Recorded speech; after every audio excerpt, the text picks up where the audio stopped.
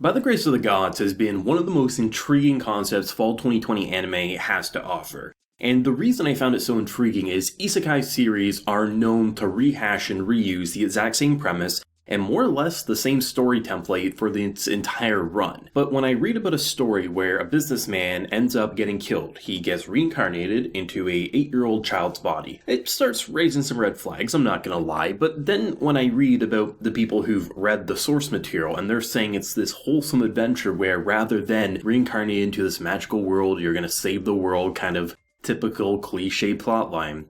It's just him taming slimes and going on adventures and enjoying life. The idea of a wholesome isekai in this sense definitely intrigues me while still having some caution, because when you do get into that territory where you're saying an adult is reincarnated into a child's body, there's a lot of room for Japan being overly creepy, and let's not kid ourselves. We can see plenty of shows that, without even doing that exact premise, have pretty much done some pretty creepy things with children. So I was concerned, but I am very happy to say that Fall 2020 probably has one of the most wholesome shows you can watch, at least if episode 1's anything to base it off of. I enjoyed my time with By the Grace of the Gods immensely, and I believe this first episode got leaked early, but Funimation releases it on Sunday, which is why you're getting it now. I found the show to just be refreshing and just very enjoyable and relaxing.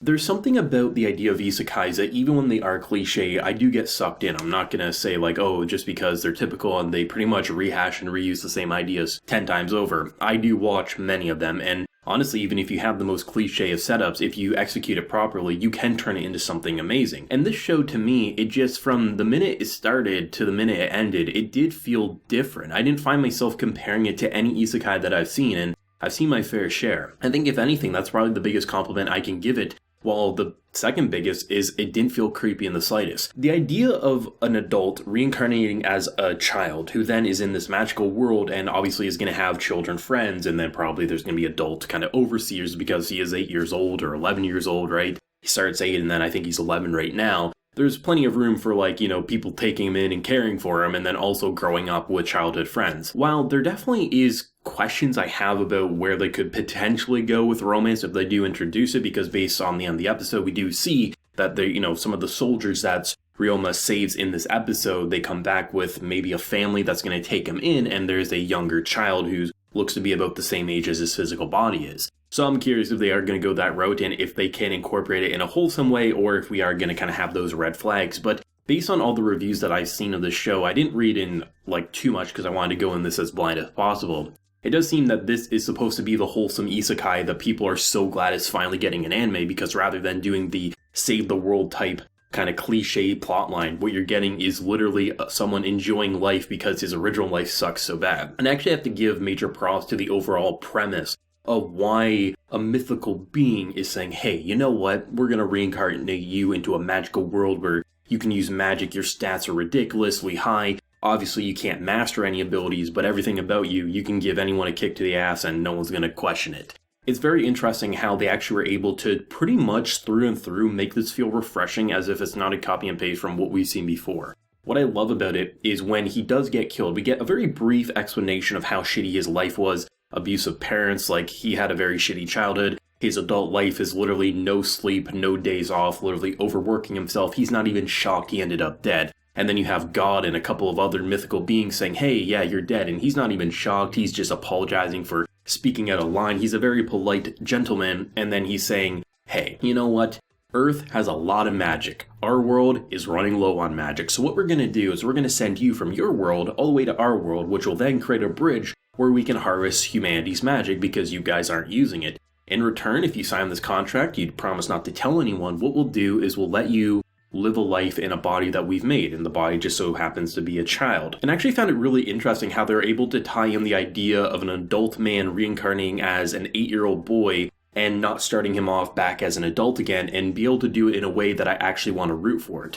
The idea of him never having a childhood and being abused by his parents or just having a very shitty childhood, to start him off at such a young age and not reincarnating him after he's 18 or something, and actually lets him enjoy life most likely for the first time, especially considering they're not saying you have to save the world or anything like that. You can go and do whatever is fun for you. And when he does come into this world, he has a book, he has a bunch of equipment, so he knows what to do. which kind of avoids having any of these plot holes where someone reincarnates and then just magically figures things out. He literally reads a book when he sees a slime, he's like, oh, I can tame these, and that's where he gets his passion. For 3 years, he just tamed slimes because that's what interests him. It's very interesting to have a concept where it just, everything you look at it from the first episode, it feels wholesome. There's no malicious intent, there's no real cliche element I can say. The most cliche about it is the presentation of a fantasy world, it's the typical forest imagery, it's the typical clothing, things like that. There isn't anything overly offensive about this. And while I can make theories in my head where this could get creepy because he is an adult mind in a child's body,